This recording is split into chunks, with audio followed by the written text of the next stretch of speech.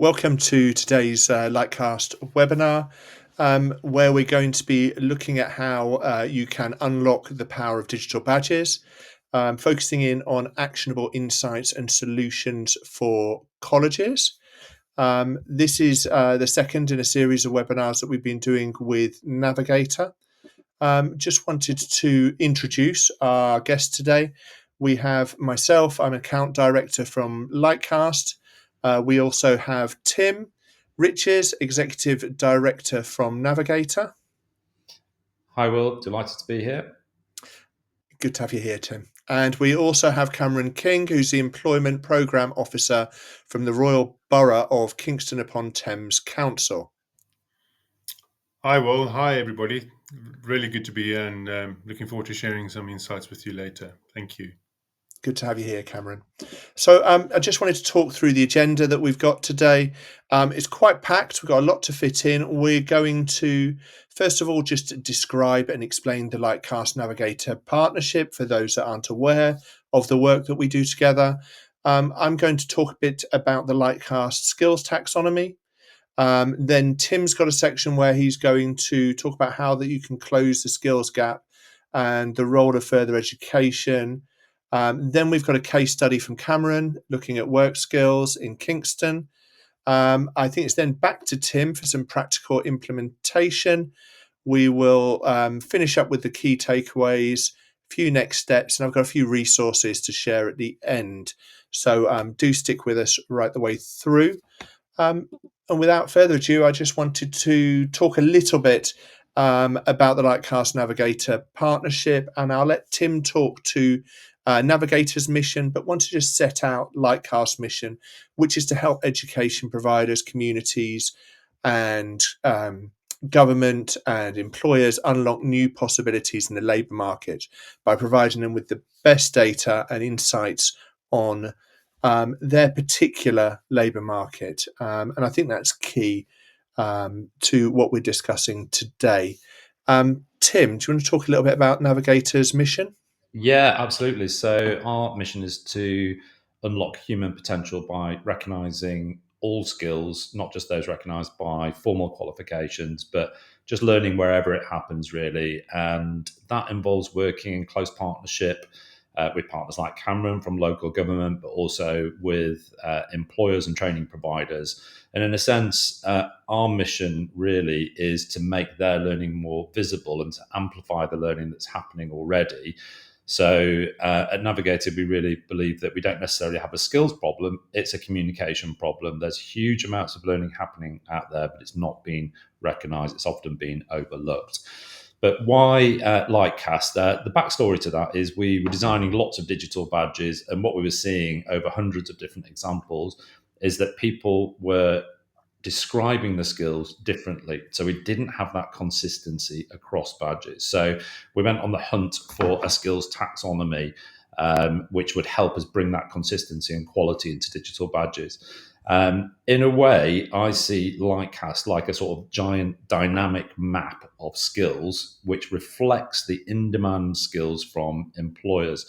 So when we put Lightcast skills into badges, we're putting them in a way that helps individuals describe their skills in the way that employers are using that language, but it also helps employers when they look at that badge because it contains employer-based language. So it helps us with creating better quality badges. It also helps us as well when we're looking to connect badges to opportunities for work. So getting that language right is really important, and that's really what's at the heart of this partnership between Navigator and Lightcast. I always I might have said this before, but with the danger of repeating myself, but I think it's always what I find so exciting about it is how, and we'll talk about this today, how practically you can operationalize the data to inform what happens on the ground, and that operational use case of being able to build pathways and that link through from defining your skills to employment is really interesting and exciting, and obviously we'll talk more about that. I want to talk a little bit about the Lightcast skills taxonomy. So we at Lightcast collect data from millions of job postings and online profiles every day. We then analyze that data, deduplicate it, curate it into a regularly updated skills library. It's updated every 2 weeks, and then it's organized into a simple, intuitive skills taxonomy, which is hierarchical. So we have over 32,000 real world skills terms. These are coming directly from the way employers are describing skills in their job adverts when they're going out to recruit. Those are then grouped together into 32 skills categories. And then below the high level skills categories, we've got skills subcategories, of which there are 400. And then for each skill, we break it down into 3 different classifications. Specialized skills, which are inherently linked to the skills required for an occupation or for the performance of a specific task. Then we have common cross-cutting skills. These will often be personal attributes or learned skills, really important in terms of employability skills. And often absolutely critical to when employers go to recruit. Then we also have certifications. So those are recognizable standards designated usually by industry or educational accreditation groups. For each of our skills, we have a definition. And for each of those skills, you can look at how it groups together and links with by occupation, by industry, by key words, and how they group together is really interesting to us. Now I'm going to hand over to Tim, who's going to take us away from theory and into practice. Great, that's great, Will. Thank you. So, in the last webinar we did together, we had a really inspirational case study from Belfast. They're developing a whole series of workplace academies in response to local skills demands. They're creating badges and then pathways that lead people to real job opportunities using this integration. One of the pieces of feedback we had is, people can see the sort of transformational impact that this work is having, but people are really interested in how do you do this practically. So that's what I want to do today with Cameron, is just start to lift the lid on how you actually design and implement a credentialing system.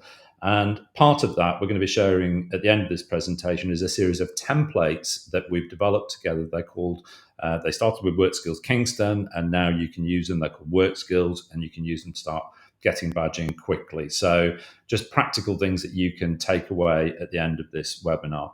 So the work that Navigator does, we work around 7 different regions and cities across the UK. We work with 3 LSIFs. Now, if you're not from the UK, that's a local skills improvement fund. And these are projects that work in partnership with local employers to develop courses that really meet local skills needs. So we've seen everything from advanced engineering to, believe it or not, drone shepherding. So it's not just humans that are at risk of losing their jobs. It's also border collies as well. But the pattern we're seeing is that people are, as a result of the LSIFs and other trends as well, they're starting to recognise advanced occupations. The challenge with that, of course, is that we've got a traditional qualification system, which is very difficult for that to keep up with these trends. So the challenge is, how do we create credentials and recognise learning which is aligned to the labour market, so that we've got consistency and quality as well across multiple regions, and also so we can see the data as well. And that's where digital badges or digital credentials come to the rescue. So they're designed to recognise any type of learning wherever it happens, from informal learning that happens outside of formal education, to training programs delivered by any institution, to certifications, to qualifications. And we've seen a massive rise in the amount of organisations, awarding bodies, or credentials if you're in the States, issuing those credentials. So just in the UK, across City & Guilds and Open University, they've issued 750,000 digital badges over the past year. And we've seen that trend and that move towards, even with qualifications, digitising those.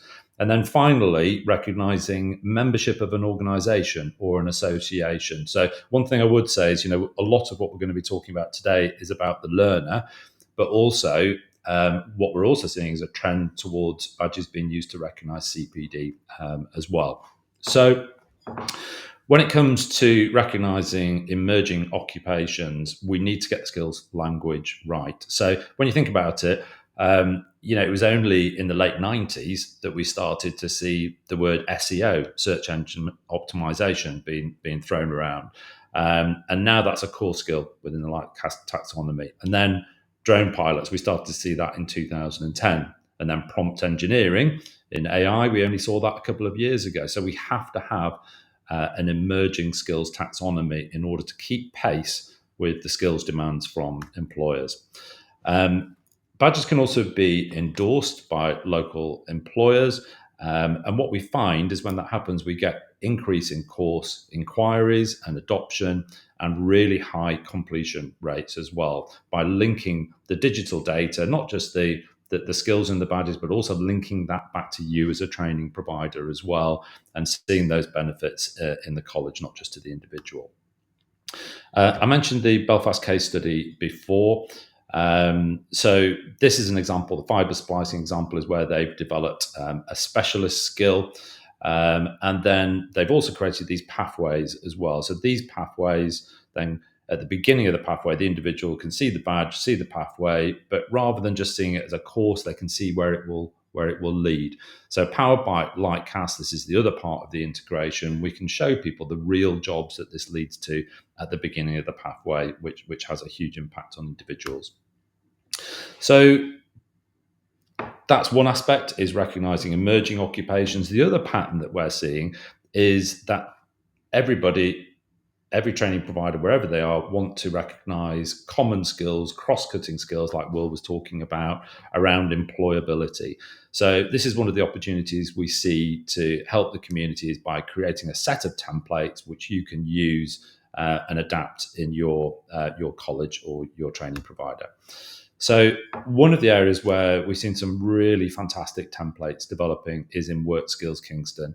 Cameron has 10 years plus experience working with the DWP, the Department of Work and Pensions, for example, and has created these fantastic set of templates, which we're going to show you at the end, as I mentioned, and also uncovered a really interesting use case for badges around recognising people with SEND or special education needs and disabilities. I don't think Cameron has this in his next part of the presentation, but we should blow the trumpet really, because this programme is award-winning by One Ed Tech. It's a global award for creating pathways between education and work. So with that, Cameron, I'm going to pass over to you, and if you could share some aspects of the case study, that would be great. Great, thank you, Tim. Thanks for the intro. Really good to be here, and I've got to say, what you mentioned right up front, Will and Tim, it's what we're trying to create is got to be fit for purpose for employers, and to meet the skills demands that we have across the country and at a local level. The impact from WorkSkills Kingston, our digital badging program, has been extremely positive. And although we only really started in January this year, it's gained traction quite quickly. And the reason for that is the partnership work. Tim mentioned that the local skills improvement plans have contributed a lot to the research. A lot of the research has come from Lightcast, using Lightcast data and looking at labor force information, very valuable information from an employer's perspective and an industry's perspective. But WorkSkills Kingston wouldn't have been possible without the community partners, some of which are on our screen at the moment. So these partners, the Kingston College, which is part of the South Thames College Group and Open University, and also very importantly, partners like the DWP and our great partners from the Open University, who've shared their entire Open Learn catalogue that can be incorporated with WorkSkills Kingston. Now, the Kingston Chamber of Commerce, which is one of the local voices for business, endorsed the program really quickly and very early on, and getting the endorsement and getting the engagement from local employers was quite vital for us, to not only to validate what we were trying to do, but also get their continued involvement. We didn't want to create something that was only going to be around for a short period of time. As a council, Kingston Council, we're really buying into WorkSkills Kingston, both for our own recruitment and our own training pathways, but as well as for the community element. Tim mentioned the community element earlier, and as a local authority, why are we getting involved in driving learning pathways and creating digital badges? And really, I see our role as a local authority, particularly my role as a skills and employment lead, is to help drive participation to a plethora of existing learning, and really create new programs or new opportunities where we see the gaps existing based on what employers want from priority sectors. Now, we've used the Local Skills Improvement Plan, the Department of Education Local Skills Improvement Plan, which emanates from Business London for London local authorities, and research from employers, uh, and particularly for the sectors that require skill shortages or have skill shortages. When we started WorkSkills Kingston, we constantly heard about those cross-cutting themes that Tim alluded to, which was about employability. Younger people aren't ready, perhaps, for the world of work, lack the communication skills, lack the essential skills for entering the workplace. But that also applies to older workers as well. People are looking to transition and come back into different careers or explore different sectors. So really the why for us is to be able to create a community platform that is linked to labour market, hence the relationship and the exciting relationship with Lightcast and the link with the job board. So essentially what we're trying to do is create the skills up front, allow businesses and job seekers to access micro credentials, but then also be able to explore real live vacancies that are local and regional for people to explore. The how is very important, and that's where Navigator came in. So when the Kingston Employment Skills Partnership, we were looking at options. We were originally looking at an employability passport, as it were, and then through research we came across Navigator and the great work they've been doing with some of the other regions of the country. And the Navigator platform, the digital badge platform, appealed to us because of the link to the Lightcast skills taxonomy, the relevance of labour market, real-time labour market data, but also the interoperability of and the ease of integrating existing learning and new learning into a digital badge. And the how came from the partners that are on the screen here, the likes of the DWP, Kingston Chamber of Commerce, Open University, the council itself, and of course the South Thames College Group, where we work closely with Kingston College. And we created a framework, an employability framework. And this also emanated by and large as well from our local university. Kingston University are the leaders in terms of future skills in higher education, have created a future skills program that is very much linked to essential skills. So we thought, from a welfare to work perspective, let's create a community platform that can service level 3 and below initially, but now we're looking at exploring, and we have started creating vocational pathways with Navigator in terms of digital badging. Now, the impact from our pilot originally was fantastic. The DFE gave us some fairly challenging KPIs to meet for the funding. Essentially, the funding was around supporting and creating digital badges for SEND. And that's very important to us as a local authority because we need to help our hardest to help residents. And I'm pleased to say in our community in Kingston, we have a highly engaged Achieving for Children services, as well as the College SEND Foundation team, who are magnificent in helping to create some really authentic and engaged badges.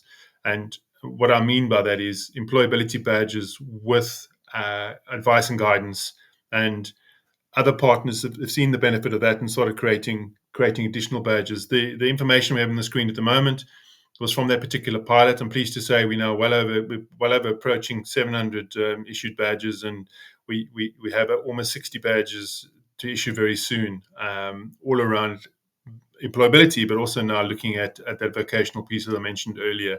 Now, data is great. And it does give us a lot of validation and helps us look at engagement levels.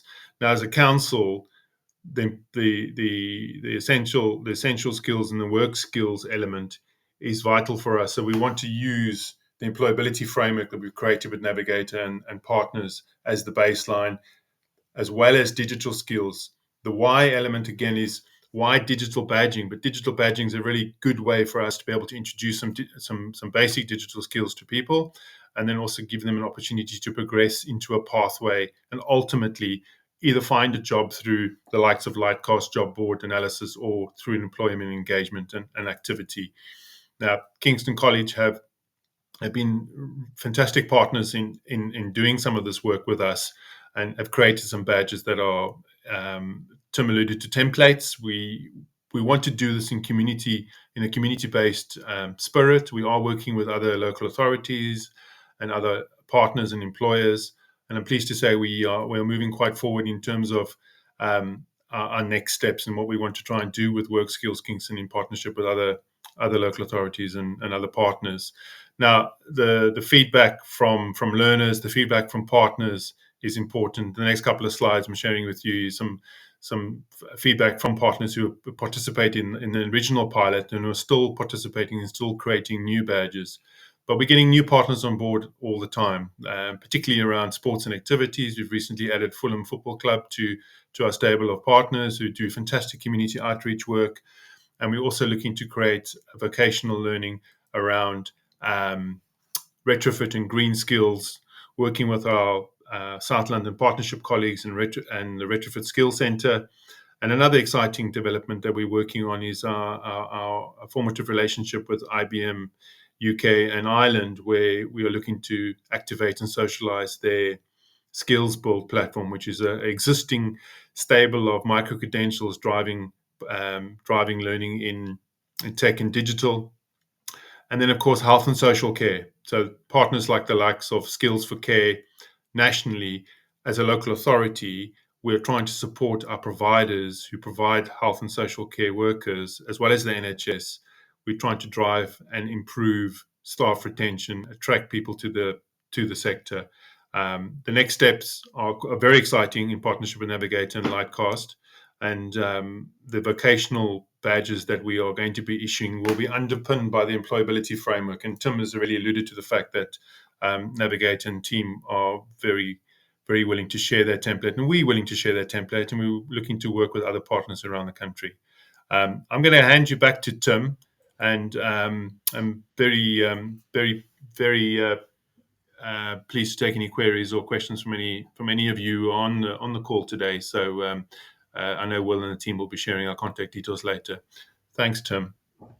Yes, no problem. And I was just thinking back, Cameron, to the launch of the project, and it nothing focuses the mind, does it, from hearing that you had 6 months to 3 months to deliver it. So this has really been delivered in breakneck speed, which makes it all the more impressive. And also one of the things that was really impactful, and maybe we could send this video around later, but was actually listening to some of the recipients of the SEND badges. So when you look at the statistics around recognising SEND groups, it's around 20% of that group gets a sort of national average 5A to C sort of thing. So and that impact on an individual, having that credential and the lift of self-confidence as well, and the teachers talking about how it gave them a sort of framework and professionalised that learning as well. Is there anything else sort of on the feedback you heard from that group you wanted to share? Definitely, Tim, and particularly in the FE sector, and in the region we are in, where sixth form colleges and sixth form from senior schools are set a fairly high benchmark in terms of attainment, and they've seen whether it's the cohort from the pandemic cohort, as they call it, who are coming into the colleges who have various difficulties, learning difficulties, or perhaps other challenges. SEND is an extremely important cohort, and unfortunately growing cohort in terms of the need and the cooperation between our Achieving for Children Children's Services and the Kingston College SEND Pathways team, who, by the way, in a lot of cases were dealing with the same resident. So and that was what the WorkSkills Kingston pilot project, which is now an ongoing project, I'm pleased to say, has demonstrated is the power of partnerships and working and collaborating together for the benefit of the resident.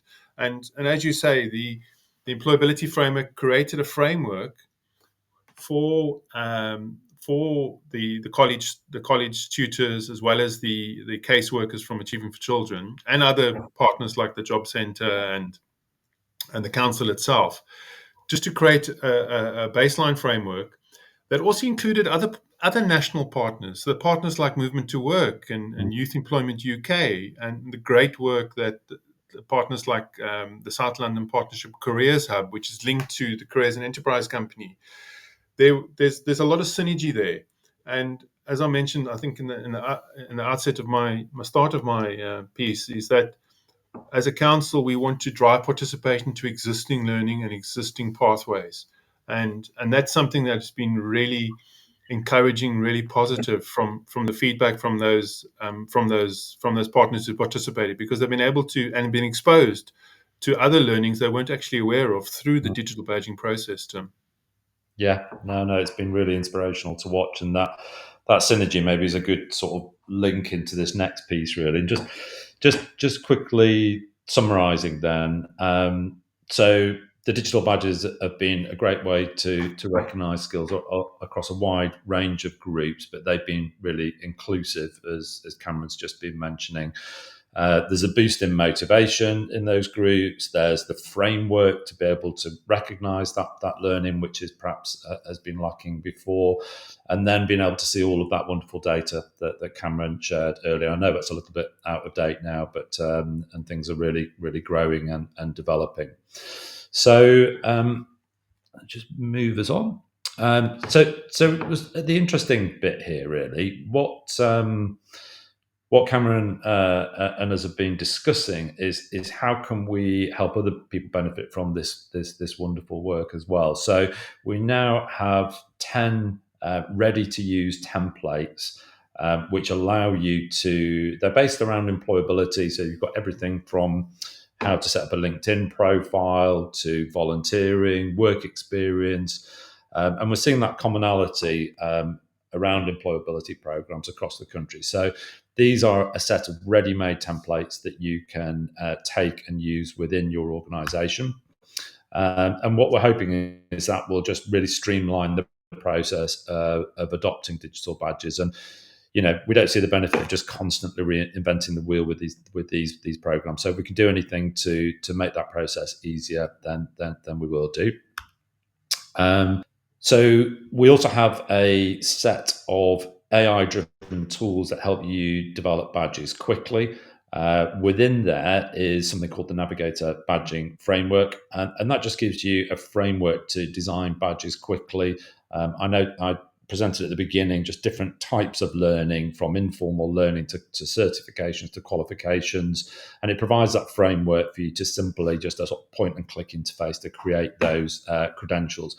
What the AI does, which is really clever, is it will, using a simple prompt-based interface like ChatGPT or Claude or Gemini, whatever you use, it will then go off to the Lightcast database and it will find the skills that are relevant to that particular credential. And believe me, searching through a database of 30,000 skills is not something you want to do. So this is a good application of AI. So Yeah, as I mentioned at the beginning, we have this badging framework built into that interface just to help you develop badges simply. And then under this as well, there are also 5 different modes or levels of learning, and we're going to be talking about this in perhaps future webinars. So everything from just exploring a light touch piece of learning. So within Cameron's context, you used this. For jobs fairs, didn't you, Cameron, where you'd have a QR code where someone could come along, it would demonstrate that they participated and talked to an employer. But beyond that, the framework then deepens that learning into developing knowledge, applying skills in practice, teaching skills. So just to reinforce again that these aren't just for the students, they're for the teachers and passing on skills, which is an important skill in itself, and leadership as well. So there's this deep sort of framework embedded here, which allows you to develop badges rapidly and in a consistent format. I don't know if you wanted to say anything about that, Cameron, at this point, but Definitely, the both of the job fairs and employer insight sessions and other partner events using the QR code and posters and people claiming badges themselves and driving the participation themselves was really well received. And actually, the engagement levels for the job fair was fantastic. So, in partnership with the department, in partnership with the DWP and the local job center, Kingston Job Centre, we embedded the government's job help campaign within the badge, the Navigator badge to WorkSkills Kingston, and that was quite powerful because we're introducing digital badging to people. They can claim it themselves on their smartphone, and then there's a call to action there, and they can go further explore and get some additional support. And we found that a really effective way, both for residents, but then also what you were talking about earlier, Tim, which is quite interesting, is that at like employer events, the CPD element is quite important, particularly now with the prevalence of information around AI upskilling and technologies like that. So we found that a really good way of engaging with residents and partners, and it's a very simple thing to do, really. Yeah, Easy. no, it's the first time we'd really tested that approach with the QR code claiming, and just to reinforce, I suppose that these are quite low stakes participation credentials, but then they lead on a pathway to deeper learning and application of skills. So that was another really interesting finding, really, from this partnership. So just quickly to mention quality assurance, we carry out what we call sort of basic quality assurance. So that's making sure that the metadata is written correctly, and that the branding is accessible as well, and compliant to industry standards. And we also have partners who work on a more detailed quality assurance as well, for higher stakes learning. But just kind of trying to increase the quality of those badges. So just sort of wrapping up, really, we have those templates available for you. You can use this QR code. We'll also send out a link as well. So if you use this link, then we'll know that you're interested in the WorkSkills program and the badges, and we can get those put onto your account within Navigator, and they're available to anyone with any account in Navigator to use. On the 31st of October, we're running a training session. So anyone who wants to ask questions about how to implement them, great if you can set up your account beforehand, and then we can make that a really practical session with you.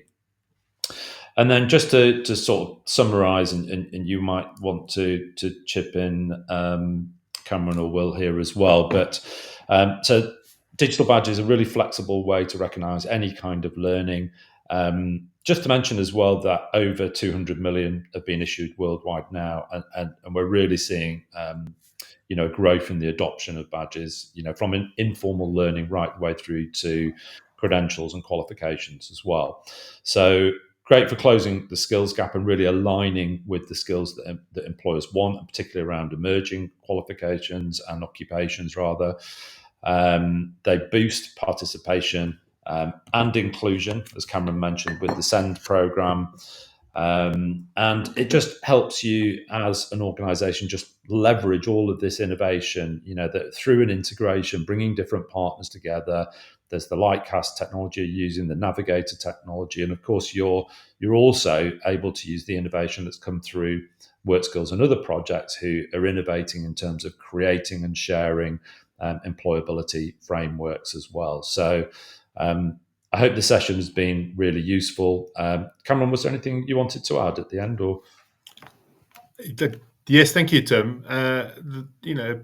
Leveraging digital innovation, the key word for us as local authorities, communities there, and you're just getting back very briefly back to the QR codes. We're using digital badging a lot for our schools, because the careers advice and guidance in schools leads to those year 12s and year 13s are going to be college students soon, some of them. And we found engagement with digital badging really high, particularly in sixth form enrichment days and school careers advice and guidance for sectors and insight sessions. The communities is key, I think, and this is something we're quite excited about as a local authority, is that we're doing this in partnership with our community, with our partners, and through the likes of Lightcast and Navigator, other regions and other local authorities. So I would encourage people on the call today to take up the offer of your templates, Tim, just to see how it actually works in practice. But thank you. Yeah, absolutely. And a lot of work's gone into those templates, and like I'm saying, really, hopefully it'll streamline the process and just make it easier to adopt digital badging, knowing that they've been through a process of quality assurance as well already. So hopefully it'll give you a leg up. So I think we're back over to you now, Will. Yeah, I just wanted to, firstly, thank you both. I found Cameron's case study to be really interesting, and I, as you know, I get really excited when you see the impact that this type of initiative can have on the ground. With that in mind, we will endeavour to share the video that we were discussing as part of the follow-up email. I also just wanted to. I think people can be daunted by the terminology around digital badges, and I think the fact that you're introducing templates that are proven and you've got the training on the 31st of October, just encourage anyone that's interested to engage with both of those, and also to reach out to us if they've got any questions. Just wanted to say thank you, Cameron. Thank you, Tim, for everything that you've shared with us today. I wanted to just mention a couple of resources that we've got that link back to skills, which obviously has been a kind of a through thread in today's webinar. On our website, we've got a interactive page, which is basically looking at the AI skills outlook globally across 16 labour markets in North America, Europe, and Asia Pacific. And I would the links here, but do have a look on our website and have a play with that, and look at the results that come through. We've also got something very similar, also an interactive page on our website.